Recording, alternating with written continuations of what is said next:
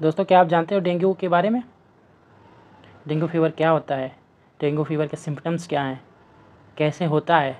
इसकी जांच कैसे की जाती है? इसका ट्रीटमेंट क्या है? इसकी प्रिवेंशन क्या है? इसकी एपिडेमियोलॉजी क्या है? अगर आप नहीं जानने वाले हों तो चलिए आज हम इस सफ़र को शुरू करते हैं और आपको इन सारी इन्फॉर्मेशन को वन बाय वन करके बताते हैं।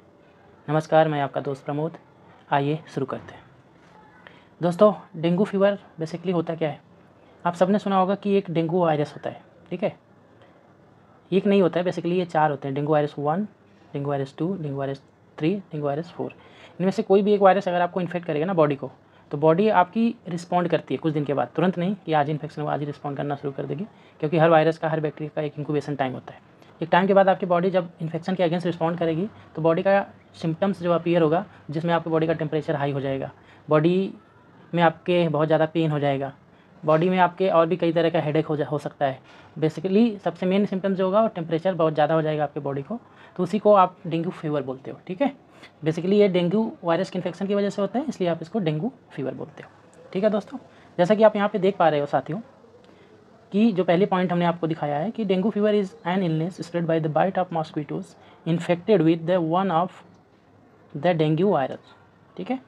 किसी एक डेंगू वायरस के इन्फेक्शन की वजह से, जो कि आपके मच्छर के काटने की वजह से इन्फेक्शन होता है, जब वो डेंगू वायरस का इन्फेक्शन होता है आपकी बॉडी जो रिस्पॉन्ड करती है वही इलनेस कॉज करती है आपकी बॉडी में, ठीक है।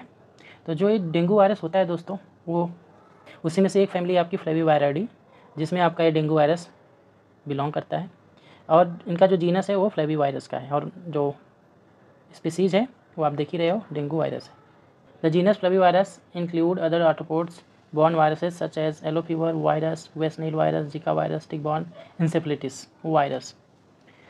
ये जो फ्लवी वायरस है सिर्फ डेंगू को ही नहीं बिलोंग करता है, इसमें आपके दोस्तों अन्य वायरस भी आ जाते हैं, जैसे येलो फीवर का virus, west Nile virus, Zika virus, tick borne encephalitis virus.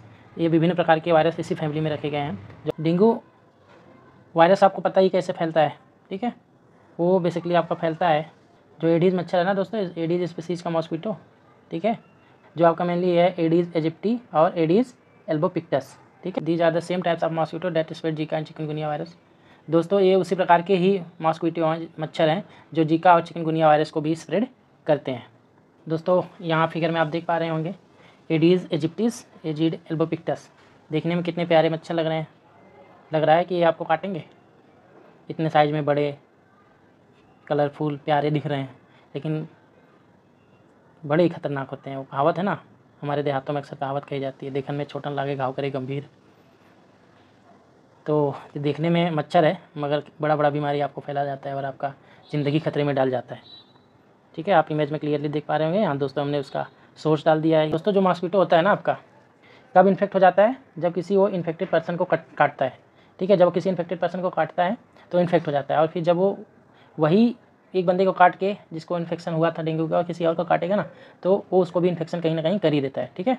तो जब वो दूसरे को बाइट करता है तो वो स्प्रेड कर देता है इन्फेक्शन को, ठीक है। यहाँ पे जैसे कि पॉइंट आप देख ही पा रहे होंगे, mosquito becomes infected when they bite a person infected with the virus. Infected mosquito can then spread the virus to other people through bite, ठीक है। बाइट के द्वारा वो अपना इन्फेक्शन फैलाता है। सिम्टम्स जनरली होते क्या हैं? सिम्टम्स आपके फ्लू लाइक होते हैं, लेकिन अगर आपको ज़्यादा इन्फेक्शन है तो वो सीवियर होता चला जाता है। कई लोगों को तो डेंगू हेमोरेजिक फीवर भी हो जाता है, जो कि एक लाइफ को खतरे में डालने वाली कंडीशन हो जाती है, कि लगता है कि अब क्या होगा, ज़िंदगी बचेगी या नहीं बचेगी। दोस्तों, getting infected a second time increase your risk of serious symptoms. You can get vaccinated if you have already had dengue once. दोस्तों, अगर आपको सेकेंड टाइम इन्फेक्शन होता है डेंगू का, तो आपको ज़्यादा रिस्क है, ज़्यादा खतरा है आपको सीरियस सिम्टम्स होने का। तो इससे बेहतर होता है कि अगर आपको एक बार डेंगू हो गया तो बेहतर है आप एक बार अपने आप को वैक्सीनेट करवा लो, ठीक है, ताकि आपको ज़्यादा सीरियस प्रॉब्लम ना हो, ओके। दोस्तों, बहुत ही इंपॉर्टेंट बात यहाँ पे बोली जा रही है, जब मैं आपको आगे मैप के द्वारा समझाऊंगा तो आप उसको ध्यान देना कि ये जो वायरस है ना, the virus most commonly found in tropical and subtropical region including central and south America, Africa, parts of Asia and Pacific island, ठीक है। ये जो वायरस होता है ना, वो मेनली आपका ट्रॉपिकल रीजन में और सब ट्रॉपिकल रीजन में पाया जाता है। दोस्तों, इस रीजन में क्यों पाया जाता है? क्योंकि ये ऐसे रीजन होते हैं जहाँ पे आपका टेम्परेचर ना फ्लक्चुएट होता रहता है विद द सीजन। जैसे गर्मी है, ठंडी है, बरसात है, वहाँ पे एक मॉडरेट लेवल पे बारिश भी होती है, जंगल भी होते हैं, ठीक है। और अगर हम अमेरिका की बात छोड़ दें जो साउथ अमेरिका दक्षिणी अमेरिका की बात हो रही है, तो ज़्यादातर एशियाई कंट्रीज़ या अफ्रीकन कंट्रीज़ जो कि डेवलपिंग कंट्री है, तो वहाँ का जो ना सोशल लाइफ उतनी बैलेंस भी नहीं है, पुअर लोग भी हैं, बैलेंस डाइट भी नहीं है। तो एक ये भी वजह होती है कि जो हमारा अफ्रीकन्स पार्ट है और एशियन पार्ट है उसमें ज़्यादा इन्फेक्शन इसका पाया जाता है। और कहीं ना कहीं के लिए टेम्परेचर बहुत ही किसे कहते हैं ना ऑप्टिमम पाया जाता है, जो ट्रॉपिकल और सब ट्रॉपिकल रीजन है, इस वजह से इस पार्ट में इसका इन्फेक्शन ज़्यादा आता है। और दोस्तों जो डेंगू होता है ना वो आपका इन्फेक्शियस नहीं होता है, कॉन्टेजियस नहीं होता है, ठीक है। Dengue is not contagious from one person to person except one pass from pregnant person to their child. किसी प्रेग्नेंट लेडी से जब उसका बच्चा होगा ना तब उसे ये इन्फेक्शन हो सकता है, वरना एक आदमी से, एक इंसान से दूसरे इंसान को डायरेक्ट इसका इन्फेक्शन नहीं हो सकता। Symptoms are usually mild with your first infection, ठीक है। पहले इन्फेक्शन में आपको बहुत ही हल्का सा इन्फेक्शन होगा, but if you get another infection, लेकिन अगर आपको फिर से आगे इन्फेक्शन होता है with a different version, different serotype of dengue virus, you risk of severe complication, आपको रिस्क होता है कि ज़्यादा सीवियर कॉम्प्लिकेशन होने के, जो कि मैं पहले ही आपको बता चुका हूँ। अब दोस्तों डेंगू फीवर कितना कॉमन होता है। Research estimate that nearly 400 million people get infected with dengue each year, but most about 80% have no symptoms. दोस्तों कितना बड़ा, कितना ह्यूज अमाउंट है, आप समझ पा रहे हो। इसने बताया है कि 400 मिलियन पीपल, 1 मिलियन में 10 लाख होता है, तो आप मल्टीप्लाई कर लो 400 मल्टीप्लाइड बाई 10 लाख। लेकिन अच्छी बात यह है कि 80% से ज़्यादा लोगों को, या लगभग 80% लोगों को कोई भी सिम्टम्स नहीं आता, या बहुत ही हल्का सिम्टम्स आते हैं, उन्हें पता भी नहीं चलता उन्हें डेंगू हुआ था, ठीक है। दोस्तों अब आ जाते हैं एपिडेमियोलॉजी पे, ठीक है। हमको बहुत ही पसंद है ये टॉपिक। किसी भी बीमारी की एपिडेमियोलॉजी हो, जब तक आप उसको मैप में नहीं देखते हो, समझते नहीं हो, आपको मज़ा नहीं आता। और जब आप उसे मैप में देख के विजुलाइज करते हो चीज़ों को कि हाँ यहाँ पे हुआ, ऐसे हुआ, तब ज़्यादा मज़ा आता है। A few part of US है also have dengue, those living in the traveling to those region more than half of the people in world are most at risk. कुछ पार्ट में अमेरिका के भी कुछ पार्ट में इन्फेक्शन होता है डेंगू का, जो कि मैं कुछ देर पहले ही हमने आपको कुछ पॉइंट में बताया हुआ है, ठीक है। Children and those who are elderly at higher risk of serious illness. दोस्तों बुजुर्गों और बच्चों को ना ज़्यादा रिस्क होता है इनके इन्फेक्शन का। अब तीसरा जो पॉइंट है आपका दोस्तों, वो आप देख पा रहे होंगे कि incidence of dengue has grown dramatically around the world in recent decades with cases reported to WHO World Health Organization increasing from 5,0430 cases in 2000 to 5.2 million in 2019 globally। तो दोस्तों यहाँ पे देख पा रहे हो आप, जहाँ आपको 2000 में 5 लाख मात्र केसेस देखने को मिलते थे, अब वहीं पे 2019 तक 5.2 मिलियन। समझ रहे हो, 1 मिलियन में आपका 10 लाख, तो 5 मिलियन मतलब 50 लाख, 5.2 मतलब 52 लाख। तो दोस्तों आप ये देखो कि जहाँ 5 लाख था वहाँ लगभग 52 लाख के करीब पहुँच जा रहा है आपका केसेस। कितना ज़बरदस्त तरीके से इन्फेक्शन बढ़ा रहा है हमारे पृथ्वी पे, हमारे अर्थ पे, ठीक है दोस्तों। लेकिन अच्छी बात यह है कि ज़्यादातर केसेस में आपको इन्फेक्शन बहुत ही माइल्ड होता है या नहीं होता है, मतलब सिम्टम्स नहीं होते हैं, जिस वजह से आपको पता नहीं चलता, अंडर रिपोर्टेड होता है केसेस, ठीक है। जैसा कि आप इस पॉइंट में देख पा रहे होंगे, a vast majority of cases are asymptomatic और माइल्ड, ठीक है, asymptomatics are mild and self managed and hence the actual number of dengue cases under reported. हमेशा जितना लोगों को ये केस होता है ना, जितने लोगों को इन्फेक्शन होता है, उससे कहीं बहुत ज़्यादा कम इसका रिपोर्ट किया जाता है, ठीक है। अब दोस्तों यहाँ पे आप देख पा रहे हो ये मैप है, ठीक है, वर्ल्ड एपिडेमियोलॉजी का, ठीक है। आप यहाँ पे देखो, जो यहाँ पे ए वाला रीजन है जहाँ पे आपको 2 लाइन दिख रही होगी दोस्तों, अब यहाँ से पूरा आप यहाँ तक देखो, ठीक है। जो मैंने आपको स्क्वायर में दिखा दिया है वो 10 डिग्री आइसोथर्म होता है, मतलब जैसे आप सपोज़ कहीं का टेम्परेचर 30 है तो 30 डिग्री ऊपर या नीचे होगा, और आपका एशिया पार्ट, अफ्रीका पार्ट और साउथ अमेरिका, दक्षिणी अमेरिका, इस पार्ट में आते हैं। जो दोस्तों एकदम डार्क रेड में दिखाया गया है ना, वहाँ पे बहुत ज़्यादा इन्फेक्शन है, ठीक है। और जो थोड़ा लाइट कलर में दिखाया गया है, ठीक है, वो वहाँ पे इन्फेक्शन बहुत मॉडरेट है, हल्का है। जो बिल्कुल लो है वो बिल्कुल लाइट कलर में दिखाया गया है। जहाँ पे बिल्कुल हल्का है, मतलब नहीं है कोई कलर, वहाँ पे आपका इन्फेक्शन, जहाँ पे बिल्कुल हल्का है वहाँ पे इन्फेक्शन नहीं है, ठीक है। तो आपको उम्मीद करता हूँ समझ में आ गया होगा। ऐसा इसलिए होता है कि दोस्तों यहाँ पे बहुत ऑप्टिमम कंडीशन होती है वायरस के ग्रो करने के लिए। एक टेम्परेचर जो होता है, एक ह्यूमिडिटी चाहिए होती है, टेम्परेचर चाहिए होता है, न्यूट्रिएंट चाहिए होता है, ठीक है। सबसे बड़ी बात उसको होस्ट चाहिए होता है। तो ये सारी चीज़ें इसको इस रीजन में आसानी से मिल जाती है। अगर आप इसी के जो हमने स्क्वायर बनाया इसके आप ऊपर जाओगे तो बहुत ज़्यादा ठंडा मौसम रहता है, वहाँ पे वेदर बहुत कोल्ड होती है। इसके ठीक नीचे जाओगे वहाँ भी सेम कंडीशन है। तो कहीं ना कहीं ये रीजन हो सकता है कि इस वजह से वहाँ पे इन्फेक्शन कम हो या ना हो रहा हो। ठीक है दोस्तों, हमने यहाँ पे आपका सोर्स भी लगा दिया है, लैंसेट का ये इमेज है। लैंसेट बहुत ही रिप्यूटेड, बहुत ही जाना माना जर्नल है मेडिकल साइंस में, जो लोग रिसर्च में है वो ज़रूर जानते होंगे। दोस्तों एक दूसरा इमेज भी है, आप यहाँ पे देख पा रहे होंगे, यहाँ पे भी उसी तरीके का है लगभग। आप देख लो पिछला वाला इमेज और इसमें बहुत ज़्यादा अंतर नहीं है। ठीक है, लगभग वैसे ही है, उसी रीजन में जहाँ पे इन्फेक्शन है वहाँ पे ही दिखाया है इन्होंने। एक दूसरा number, average number of reported cases during 2010 to 2016, यहाँ 2010 से 2016 के बीच में जो केसेस रिपोर्ट हुई है उससे रिलेटेड इन्फॉर्मेशन है इसमें। तो आप देखो जहाँ पे आपका 1 लाख के ऊपर है, ठीक है दोस्तों, वहाँ पे देखो बिल्कुल डार्क, थोड़ा सा कम डार्क है जहाँ पे, वहाँ पे आपका 99,999 से लेके 1 लाख के बीच में केसेस है। थोड़ा सा लाइट कलर में है, लाइट पिंक में, जो आपका 9,999 से लेके 1,000 से लेके आपका 9,999। से थोड़ा और लाइट कलर में आओ, आप इस मैप पे भी देखते जाओ।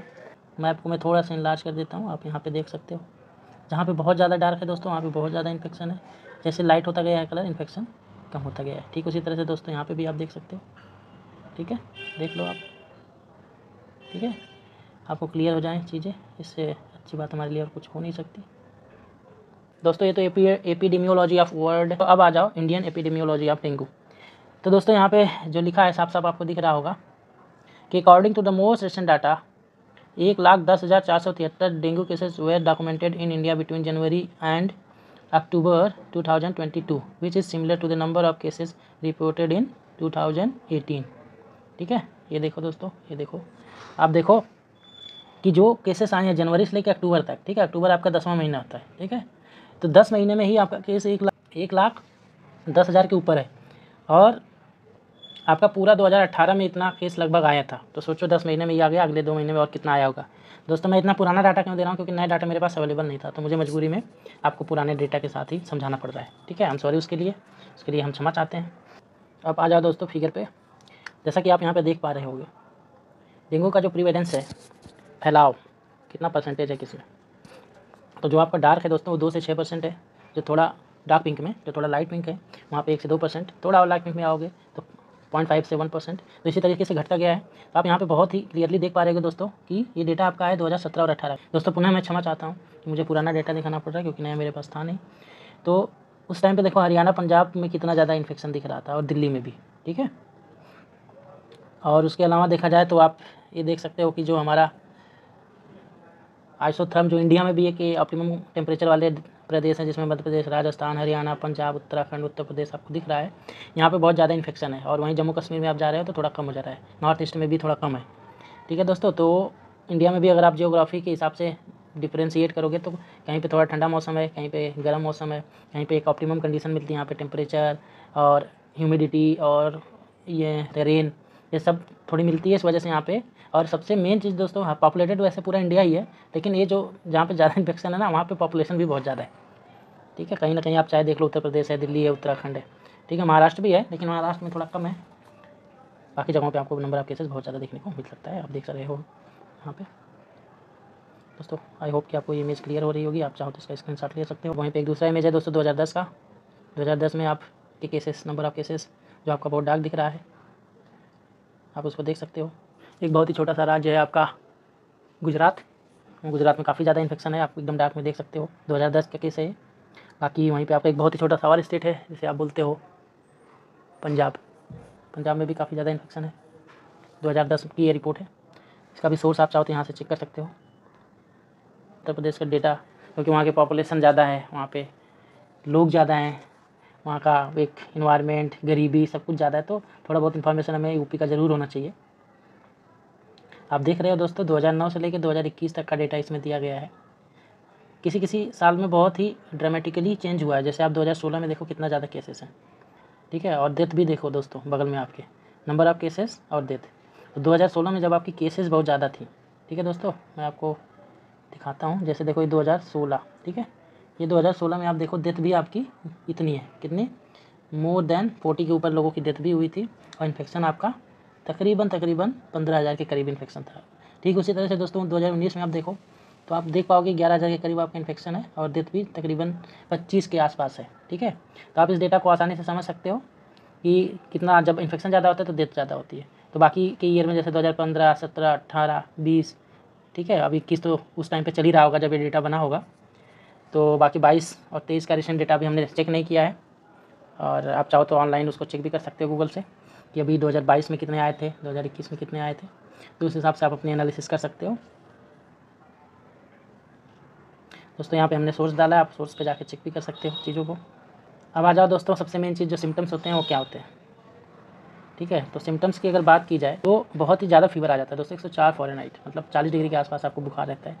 रैसेस हो जाते हैं बॉडी पे, इंटेंस पेन, बहुत ज़्यादा आपको सडन पेन होने लगता है आपकी आंखों के पीछे, नौसिया, वोमिटिंग, ठीक है, घबराहट, उल्टी जैसा, muscles, bone and joint pain, इस सब में मसल्स में, बोन में, जॉइंट में पेन होने लगता है। दोस्तों जो इंक्यूबेशन टाइम होता है ना डेंगू वायरस का, वो लगभग 4 से 10 दिन का होता है। आप यहाँ पे देख पा रहे हो 4 to 10 days, ठीक है। Dengue fever symptoms start to appear 4 to 10 days after mosquito bite and can last 3 to 7 days, ठीक है। 3 से 7 दिन में वो आपका सिम्टम जा सकता है, और जो सिम्टम्स अपीयर होगा वो आपका 4 से 10 दिन में, क्योंकि एक टाइम लगता है ना, हमने बोला था शुरू में ही आपको। About 1 in 20 people sick with dengue will develop severe dengue after their initial symptoms begin to fade, ठीक है दोस्तों। लगभग 20 में से 1 इंसान को ऐसे होता है कि बहुत ही सीवियर सिम्टम्स आ जाते हैं। दोस्तों सीवियर डेंगू हेमोरेजिक फीवर क्या है, मतलब डेंगू हेमोरेजिक फीवर, दोस्तों जो सीवियर डेंगू हेमोरेजिक फीवर जो होता है उसमें एक warning sign of severe dengue, जो वार्निंग साइन है ना, वो आ जाती है जब आपका लगता है कि अरे अब तो ठीक हो गया, 24 से 48 घंटे में आपको फीवर चला जाता है, लेकिन बहुत ही ज़्यादा सीवियर आपको सिम्टम्स बाद में आ जाते हैं। If you have dengue or live in an area where dengue is common, go to the nearest emergency room immediately if you experience any these symptoms, ठीक है दोस्तों। जो सीवियर सिम्टम्स की बात की गई है उसकी बात हो रही है यहाँ पे। अगर आपको बहुत ज़्यादा स्टमक और एब्डोमिनल पेन हो रहा है, फ्रीक्वेंट वोमिटिंग, बहुत ही फ्रीक्वेंट लगातार आपको उल्टी हो रही है, थ्रोइंग ऑफ ब्लड और ब्लड इन योर पूप, जब आप फ्रेश होने जा रहे हैं बाथरूम में तो आपके पूप से, आपके स्टूल से ब्लड आ रहा है, आपके खून, नाक से खून आ रहा है, ठीक है, या आपके गम से ब्लड आ रहा है, बहुत ही ज़्यादा आपको थकान हो रही है, रेस्टलेसनेस हो रहा है, या इरिटेबिलिटी हो रही है, तो आप तुरंत इमरजेंसी रूम जाइए अपने नज़दीकी हॉस्पिटल में और डॉक्टर से टेस्ट करवाइए, क्योंकि आपको बहुत ही सीवियर हेमोरेजिक फीवर हो सकता है। अगर आपको सिम्टम्स आ रहे हैं डेंगू को तो कैसे मैनेज करेंगे? सबसे पहले तो आप अपने हेल्थ केयर प्रोवाइडर मतलब डॉक्टर के पास जाएंगे, वो जो रिकमेंड करता है उससे आपको करना है। उसमें सबसे मेन चीज़ होता है आपकी बॉडी को जितना ज़्यादा हो सके ना उसको हाइड्रेट रखिए, ठीक है। ज़्यादा से ज़्यादा पानी पीजिए, और जितना ज़्यादा हो सके उतना ज़्यादा आप जितना ज़्यादा हो सके आप रेस्ट कीजिए। और दोस्तों बहुत ही इंपॉर्टेंट बात यहाँ पे है, अगर आपको दोस्तों पेन है ना तो आप एसिटामिनोफेन अपने डॉक्टर्स के परामर्श के अनुसार ले सकते हैं, मगर आइबुप्रोफेन बिल्कुल मत लेना, लाइक एडविल या aspirin. Do not take ibuprofen और aspirin, this can increase your risk of life threatening internal bleeding. Internal bleeding कर सकता है और आपको बहुत ही ज़्यादा आघात पहुँचा सकता है, ठीक है दोस्तों। तो कोशिश करना कि इसमें आइबुप्रोफेन ना लो, एस्पिरिन ना लो। अगर आपको पेन के लिए लेना है कोई दवाई तो एसिटामिनोफेन ले। डायग्नोस्टिक टेस्टिंग, अगर आपको पता करना है कि आपको डेंगू वायरस का इन्फेक्शन है या नहीं, आपको डेंगू हुआ है कि नहीं, तो दोस्तों जनरली हिंदुस्तान में या हमारे कंट्रीज़ में लोग CBC करवा लेते हैं, कंप्लीट ब्लड टेस्ट, जिसमें आपका एक इंपॉर्टेंट क्राइटेरिया होता है प्लेटलेट्स का, कि प्लेटलेट्स बहुत तेज़ी से घट रहा है, बहुत फ्लक्चुएट कर रहा है, तो चांसेस है कि आपको डेंगू का इन्फेक्शन हो। लेकिन वो कन्फर्मेटरी टेस्ट नहीं होता है, क्योंकि अगर आपको और भी बीमारियाँ जैसे टाइफाइड है, मलेरिया है, तो उस केसेस में भी प्लेटलेट्स कम होने लगते हैं। तो वो आपका गोल्ड स्टैंडर्ड नहीं है, मगर हाँ बहुत कॉमन केसेस में लोग यूज़ करते हैं प्लेटलेट्स। जैसे एक बार CBC करवा लिए, उसमें प्लेटलेट्स कम हो रहा है तो प्लेटलेट्स फिर तीसरे चौथे दिन टेस्ट करवाते हैं कि बढ़ रहा है कि घट रहा है, क्या कंडीशंस है, ठीक है। अगर बहुत ज़्यादा कम हो गया तो प्लेटलेट्स चढ़वाया भी जाता है कि लोगों को बुला के कि भैया प्लेटलेट्स की कमी है, आप थोड़ा डोनेट कर दो। कुछ कन्फर्मेटरी टेस्ट होते हैं जिसमें आपका न्यूक्लिक एसिड एम्प्लीफिकेशन टेस्ट आता है, जिसमें मेनली आपका RT-PCR किया जाता है, ठीक। और NS1 जो कि एक एंटीजेनिक प्रोटीन होती है डेंगू वायरस में, जिसका जीन बहुत ही कंजर्व होता है और नॉन स्ट्रक्चरल प्रोटीन की कैटेगरी में आता है, जिसको यूज़ करके आप RT-PCR करते हो। हम कभी बताएंगे RT-PCR कैसे किया जाता है। तो RT-PCR करके भी पता करते हैं। आप सबने सुना होगा RT-PCR कोविड के टाइम पे एकदम भर भर के हो रहा था, तो ठीक उसी तरीके से RT-PCR डेंगू के लिए भी होता है, ठीक है। सीरोलॉजिकल टेस्ट में आपका IgM का टेस्ट होता है, जो आप चाहो तो एलाइजा कर लो, जो आपका एलाइजा इसमें यूज़ होता है वो ABC माइक एलाइजा होता है, जिसका पूरा नाम होता है आपका avidin biotin complex IgM antibody capture enzyme linked immunosorbent assay, ठीक है दोस्तों। इसके थ्रू आप अपना एलाइजा करके IgM का पता लगा सकते हो। IgM पर्टिकुलरली डेंगू के लिए बनेगी, तो डेंगू की जब एंटीजन यूज़ करके आप टेस्ट करोगे तो आपको पता चलेगा आपको डेंगू ही है या कोई और है।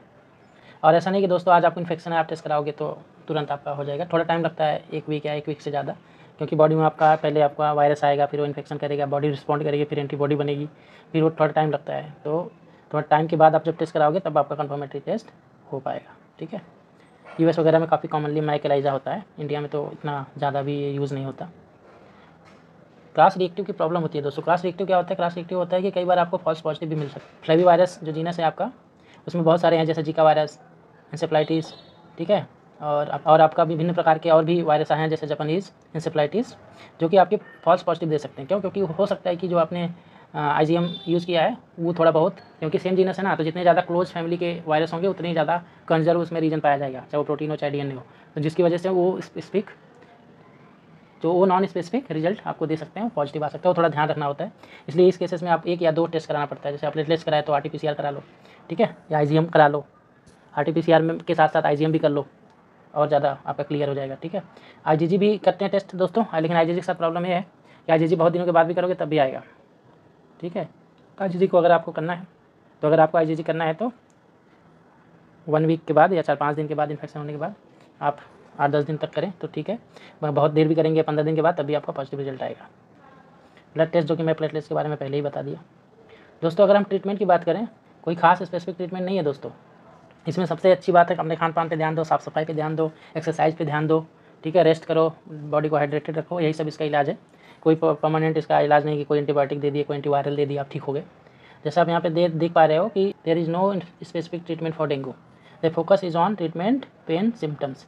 ठीक है, अगर आपको बहुत ज़्यादा पेन है तो आप एसिटामिनोफेन ले लो, पैरासीटामॉल, ठीक है, इसको कंट्रोल करने के लिए। कुछ non steroid anti inflammatory drugs ले सकते हो। तो दोस्तों, जब आप non steroidal anti inflammatory drug लोगे तो आप ध्यान रखना है कोई ऐसी ड्रग नहीं लेना है जिसमें आइबुप्रोफेन हो या एस्पिरिन हो, जो कि आपके इंटरनल ब्लीड क्रिएट कर सकता है बॉडी में। ठीक है दोस्तों, वैक्सीनेशन भी होता है डेंगू में। जैसे आपका जो Dengvaxia, there is vaccine called Dengvaxia for people who had dengue at least once and live in place where the disease is common. दोस्तों, एक वैक्सीन है, डेंग वैक्सिया बोलते हैं। अगर आपको एक बार हो गया है डेंगू, तो आप इस वैक्सीन का यूज़ कर सकते हैं। अगर आप उस इन्वायरमेंट में रह रहे हैं जहाँ पे डेंगू बहुत कॉमन है, तो कृपया करके एक बार ज़रूर ले लें। अगर किसी को बहुत ज़्यादा सीवियर डेंगू है तो उसको आप हॉस्पिटलाइज कर ही देना चाहिए। दोस्तों, आयुर्वेदिक में भी कुछ इलाज बताते हैं, लेकिन उसमें सबसे पहले उन्होंने जो कॉमन चीज़ बताई है आयुर्वेदिक में, उसमें है आपका रेस्ट। जितना ज़्यादा आप रेस्ट ले सकते हो रेस्ट लें, क्योंकि इम्यूनिटी बहुत ज़्यादा वीक हो जाती है, इसलिए आपको जितना ज़्यादा हो सकता है उतना ज़्यादा रेस्ट लिया जाए तो फ़ायदा करेगा। ठीक है, अगर आप वाटर लेंगे, बॉडी को हाइड्रेटेड रखेंगे, तो वो भी बहुत ही ज़्यादा आपको फ़ायदा करेगा। 3 से 4 लीटर कम से कम पानी पिएँ। फ्रूट जूस जिसमें शुगर ना हो, जैसा फ्रूट जूस कोई भी शुगर उसमें ऐड करके ना लें, वो ज़्यादा फ़ायदा करेगा आपके लिए।